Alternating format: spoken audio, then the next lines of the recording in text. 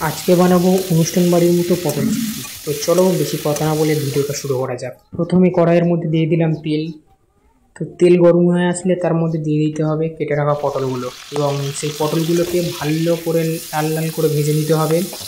এবং পটলগুলো ভালো করে ভাজা হয়ে গেলে সেগুলোকে একটা পাত্রের মধ্যে তুলে নিতে হবে। এবং তুলে নেওয়ার পর ওই তেলের মধ্যে দিয়ে দিলাম আলুগুলো, এবং আলুগুলোকেও সেম ওরকমভাবে ভালো করে ভেজে নিতে হবে। এবং আলুর সঙ্গে একটু অল্প পরিমাণে নুন এবং অল্প পরিমাণে হলুদ মিশিয়ে এটাকে ভালো করে ভেজে নিতে হবে। এবং এটা ভাজা হয়ে গেলে, ভালো করে ভাজা হয়ে গেলে এগুলোকে পাত্রের মধ্যে তুলে নিতে হবে।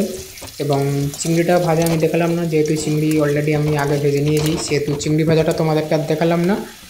তো তারপরে হচ্ছে কি, এই কড়াইয়ের মধ্যে ওই তেলের মধ্যে দিতে হবে অল্প পরিমাণে গরম মশলা, গোটা গরম মশলা। এবং তারপর দিয়ে দিতে হবে কেটে রাখা পেঁয়াজ কুচিগুলি। পেঁয়াজ কুচিগুলি ভালো করে ভাজার পর তার মধ্যে দিয়ে দিতে হবে বেটে রাখা আদা রসুন, ও তারপর দিয়ে দিতে হবে কেটে রাখা টমেটো কুচিগুলি, ও তারপর দিতে হবে মশলাগুলো। তো তার জন্য প্রথমে দিয়ে দিলাম একটু হলুদ, ও তারপর দিয়ে দিব হচ্ছে কি একটু জিরে গুঁড়ো, ও তারপরে হচ্ছে গিয়ে দিয়ে দেবো লঙ্কা গুঁড়ো। এবং লঙ্কা গুঁড়ো দেওয়ার পর দিয়ে দেবো একটু ধনে গুঁড়ো।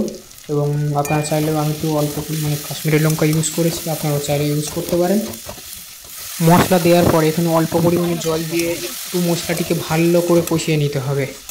ভালো করে কষানো হয়ে গেলে এর মধ্যে দিয়ে দিতে হবে ভেজে রাখা আলু পটলগুলো, এবং আলু পটলগুলি দিয়ে ভালো করে কষাতে হবে। ভালো করে কষানো হয়ে গেলে দিয়ে দিতে হবে এর মধ্যে পরিমাণ মতো জল, এবং পরিমাণ মতো জল দেওয়ার পরে কিছুক্ষণ তরকারিটাকে ভালো করে ফুটিয়ে নামিয়ে নিয়ে ব্যাস তৈরি আপনার আলু পটল চিংড়ির তরকারি। ভিডিওটা ভালো লেগে থাকলে একটা লাইক, শেয়ার এবং কমেন্ট করে দিও। আর চ্যানেলে নতুন হয়ে থাকলে অবশ্যই চ্যানেলটিকে সাবস্ক্রাইব করে দিও। Thank you.